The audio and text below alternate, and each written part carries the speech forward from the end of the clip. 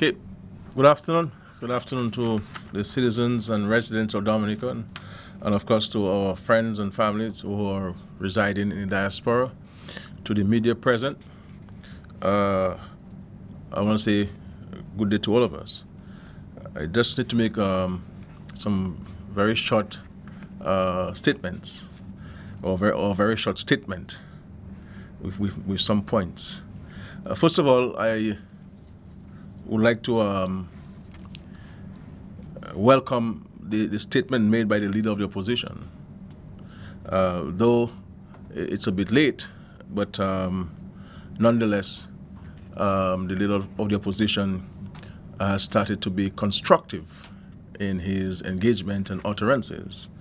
Though I recognize in his statement he still wanted to be political in his expressions. But just to say to the general public that about 90% of what the leader of the opposition suggested or recommended in the public domain, because he has not written to me directly, he made it in the public domain, have been under consideration by the government and costed.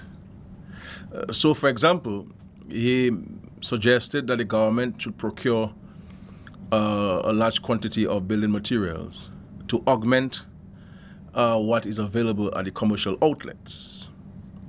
This is a matter that was under consideration by the government since late November, and it was delayed by the government because it has always been the government's expression that it does not want to compete with the private sector or displace the private sector in any way. So we're giving the private sector an opportunity to demonstrate it has the capacity to bring in the large volume of building material and roofing material needed in the country to facilitate the expeditious renovations of many of our homes in Dominica.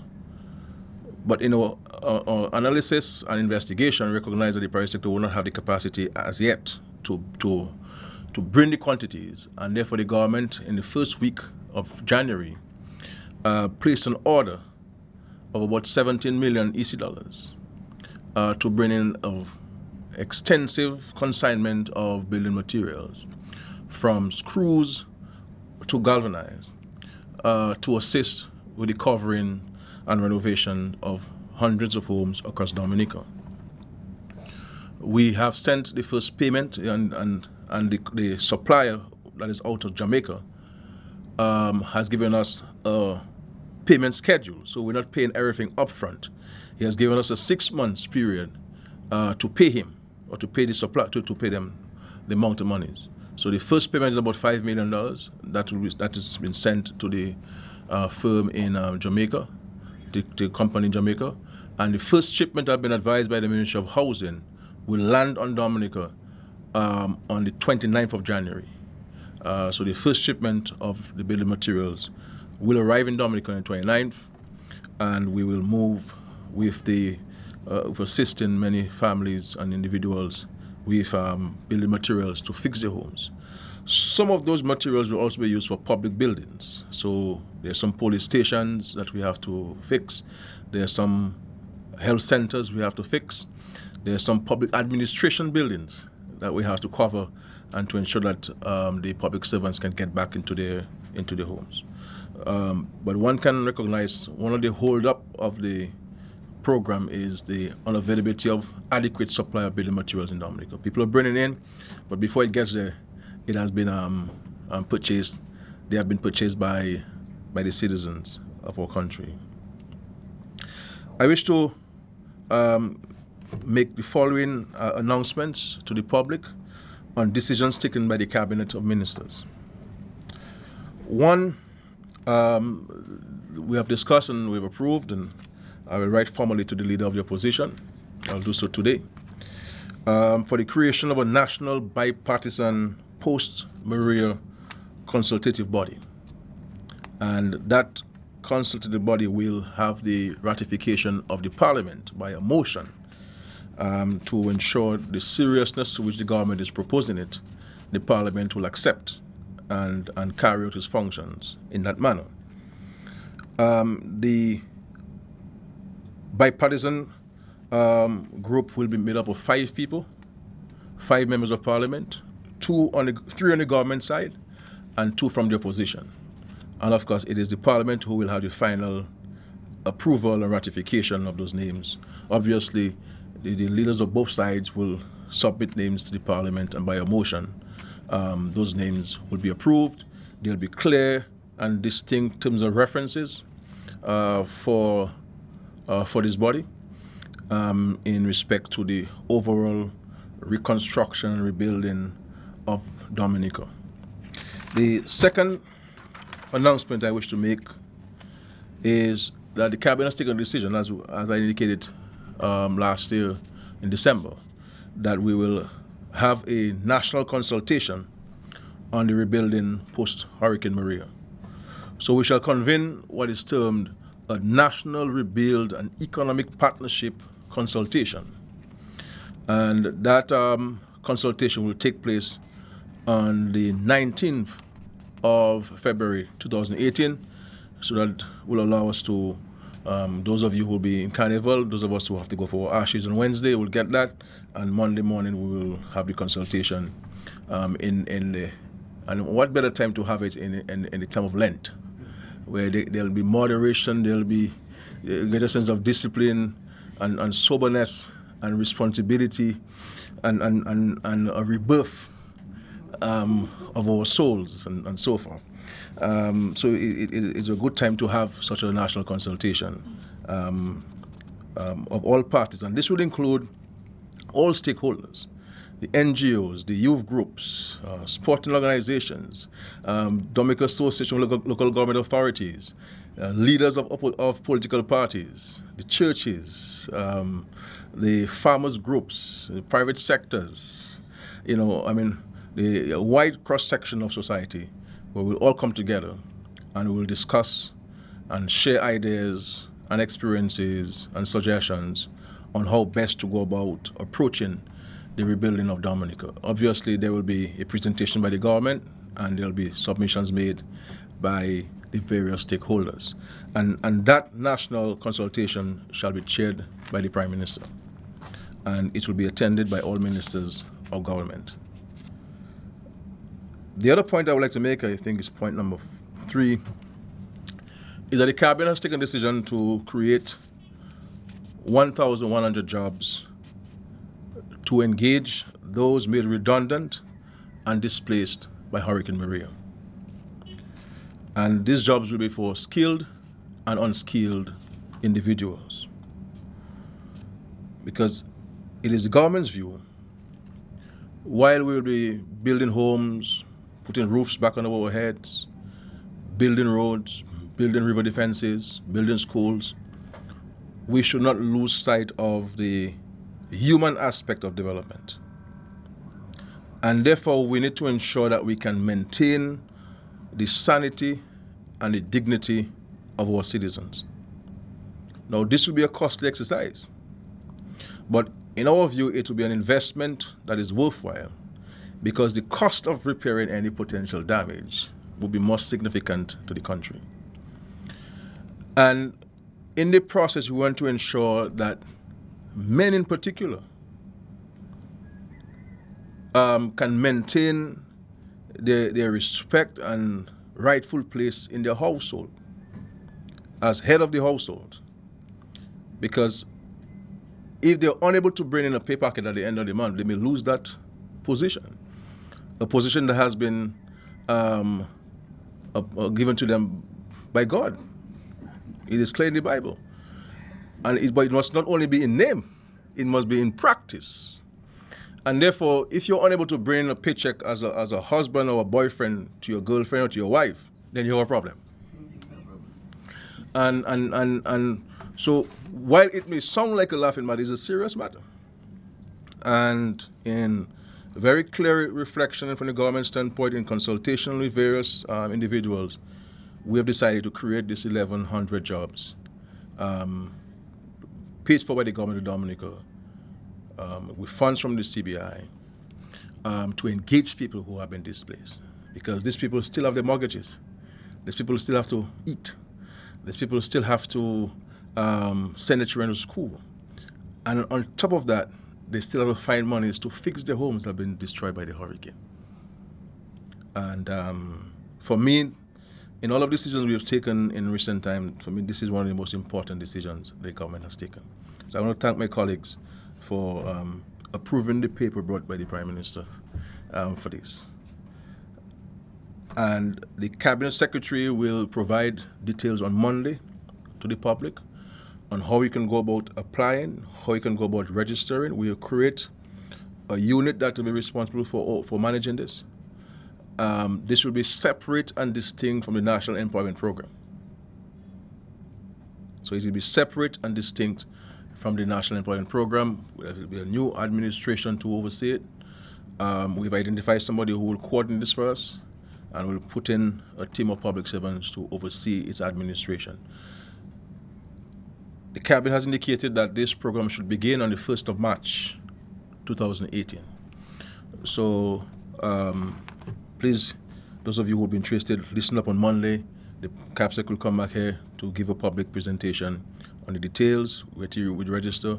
We'll set up a place where people can go and be comfortably seated and fill the forms right there and then. The forms will be online, so that you can download it yourself and fill it in and deposit it where the CAPSEC will tell you.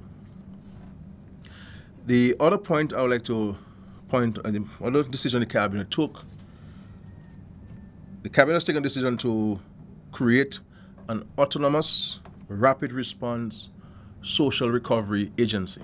Now, there's a lot of words. Let me repeat it there. An autonomous, rapid response, social recovery agency.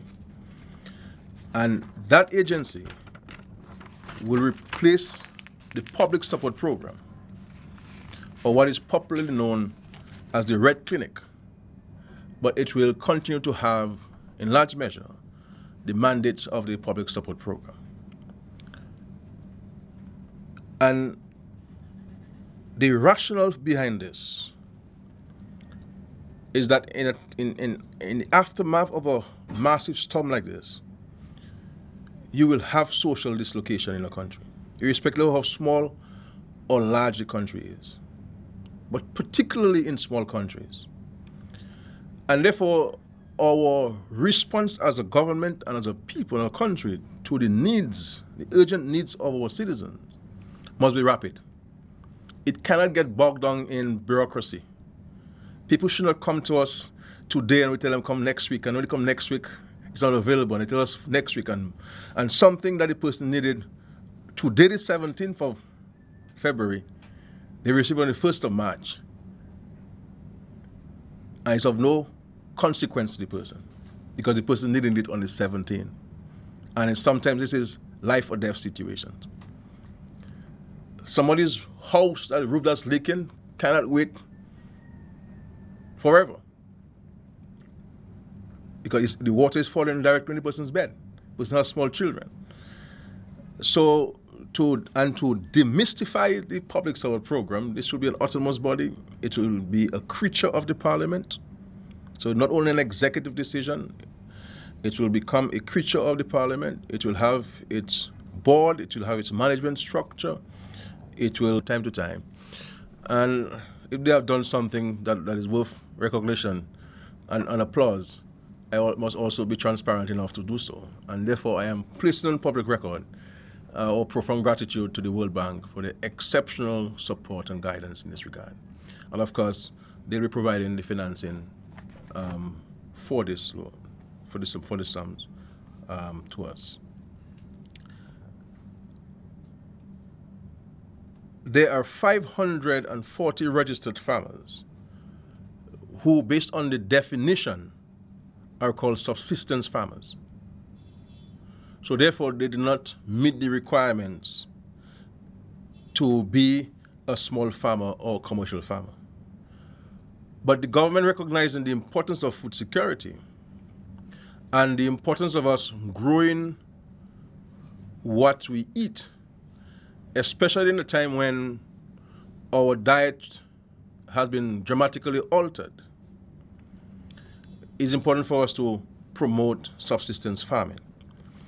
And so I have not said so to the cabinet, but I am taking a decision. Neither have I said so to the Minister of Agriculture.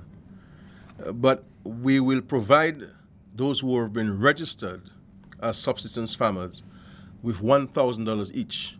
That will assist them in the purchase of the seedlings, and the inputs, whether it's organic or otherwise, so that they can grow the eat. And some of these very same people sell these things to the markets on a Saturday, and they make a daily bread out of that. Because with 2 or 3 galtas being in your home and so on, you can make a lot of money with lettuce. You understand? A few seasoning peppers, celery and cinnamon. You go across the country, even my own village in Penville, the little backyard gardening taking place, and people do go to the markets with these things. In Mount Prosper, in particular, too, you have a lot of those things taking place. In Bellevue and many communities across Dominica.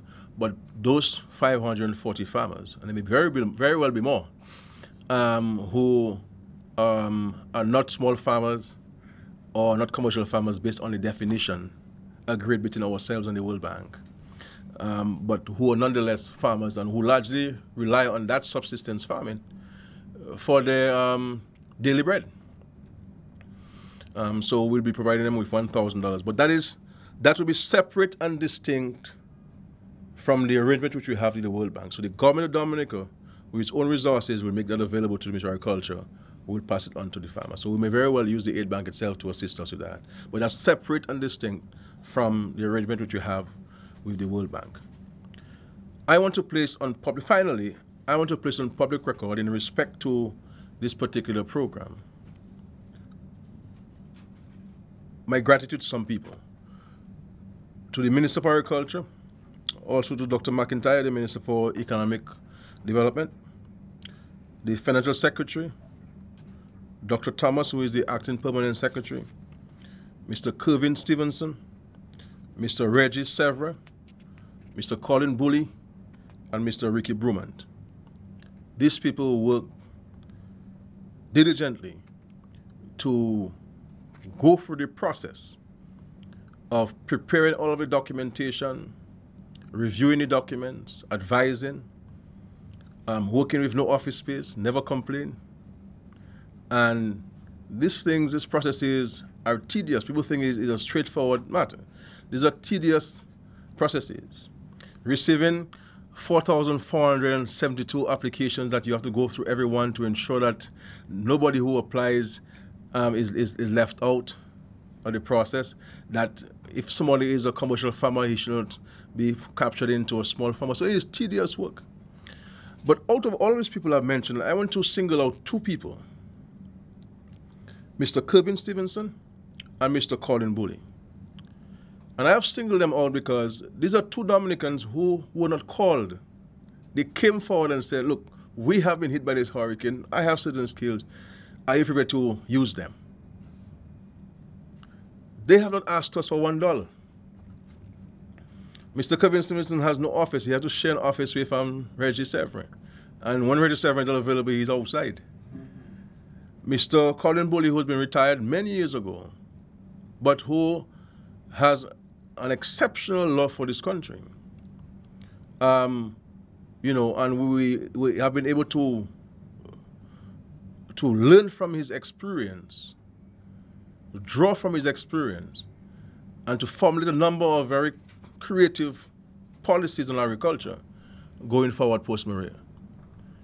And I think if we adopt that kind of approach by these 2 people I mentioned, Mr. Stevenson and Mr. Colin Bully, people who have skills.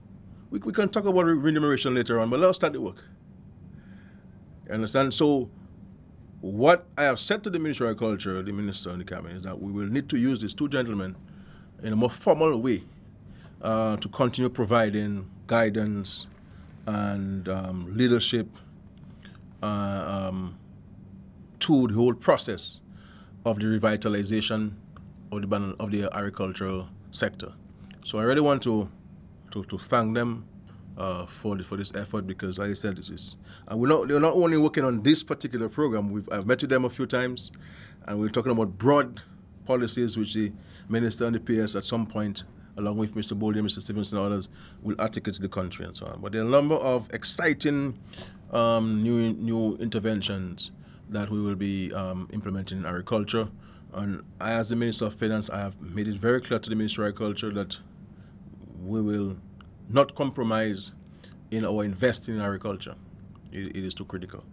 So the other point I would like to make, which came to my mind, is that we will have a team from the UK government here in Dominica next week. And that team will be coming to look at our water system in Dominica. As you know, the British government has been exceptionally helpful to us post Hurricane Maria. And they're sending a team here to do a fact-finding mission, on a fact-finding mission to look at our water system. Because one of the things I asked the British government for, and they've agreed to, is for them to send us experts in water resource management to advise us on building more resilient water systems. Because is there not a better way of having the water catchment area? Should we have it in the middle of the river? Because it shouldn't take those of us who have eyes to see to say that if it's going to be in the middle of the river is raging, it'll get washed away. So what can we do to build greater resilience so that in the case of a disaster, our water system will be more robust and we'll be able to get back our water much more quickly than it is. Another thing they're going to be looking at for us is areas where there are issues of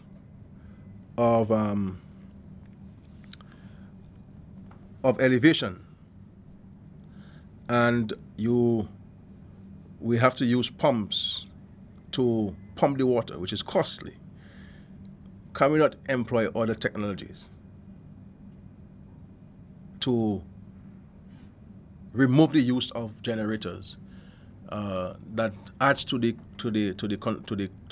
expenses DOASCO is experiencing, and unable to pass it on to the consumers?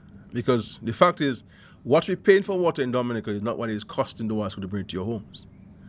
And added to the huge bill to Dominic, then that can affect the operation of DOASCO. So they come in here on a fact-finding mission. They will give them all of the situation, they'll advise us, and then we have allocated the £10 million exclusively to the water resource management of Dominica. And the British have made an additional £15 million available to us. So if the reconstruction of the water systems is more than £10 million, then we'll decide whether we will take some from the 15 to add to that. But it's a commitment from the government to build more resilient water systems. And that's what we're talking about when we talk about building greater resilience, building the world's first climate resilient nation. Not that we will prevent destruction, but that we will not be in a worse off situation after the storm in terms of our rebounding from the storms. So they'll be here next week, They'll meet with the board, they'll meet with the management, they'll meet with the staff, they'll meet with the minister, the PS, and the financial secretary and other stakeholders to get a sense from them of their own observations so that we can move forward with that. And what I've also asked the British government is to have resident within DOASCO expertise to assist us with implementing that strategy. So I don't want the British just give us the money and no, let's be part of us. Let's hold our hands and let's walk through this process together. And also the EU, I want to thank the ambassador based in Barbados of the European Union, who's an exceptional lady. The EU has been very helpful. As you know, they made 11 million euros of commitment to us. Those funds are available. They sent the first tranche from the balance of the ERICA that came to us a few weeks ago, and they are ready to transfer to us some 11 million euros as budgetary support, which means that we have the flexibility of using it the way we see if we want to use it. And another 2.6 million euros for matters relating to energy. I am now waiting advice from the NAO and the Financial Secretary on how we should utilize those monies, what sectors. I have suggested some ideas to them, but we want to look at it. But one thing we'll be looking to do with some of this 11 million euros. At least I won't be compromising on that one. Because you know we had made mention about building some hurricane shelters in strategic locations in the country, especially in the most vulnerable areas like in the south and the east. So we will be designing structures, and we're hoping to have those things before the next hurricane season. So these things can be built elsewhere and brought into the country. I mean, so it is not something that will take a very long time. And the idea with the shelters is to have a complete package where it can be multi-purpose structures. So it's not something you only use during a hurricane season. It can be used for weddings, it can be used for parties, it can be used for school, classes in the evening, whatever it is. But when the hurricane season comes, then it will be exclusively for that purpose. So you will have large halls, you'll have showers, you'll have a large kitchen, you could cook, you'll have beds that will be in storeroom, you'll have things like generators there, or independent water tank system there, energy efficient system, so that if a hurricane is coming to Nicala in the east, in the Calago territory, you can house 1,000 people inside there who can sleep comfortably and who can stay in there for a couple months and not disrupt school, for example. Likewise, you have one in the city. We've had to build homes for the people at grammar school, and to get them out, the 43 of them who remain in grammar school, and that's why there's been a delay in the opening of classes for third and first formers. These things will not happen in the future if we follow the strategy that the country is articulating. So I'm hoping to use some of the funds for that purpose. We may not be able to build all at but certainly in some of the most vulnerable areas. Those things will be done. Grafon, Dailies, and just thinking of these places. Obviously, it will be part of a consultative process, and we'll make a final determination. The ODM will advise us on those locations based on their own independent assessment. So this will not be just a decision by the cabinet; it will be based on advice, as always. Okay, I will end here and allow you to ask me any question you wish. Thank you.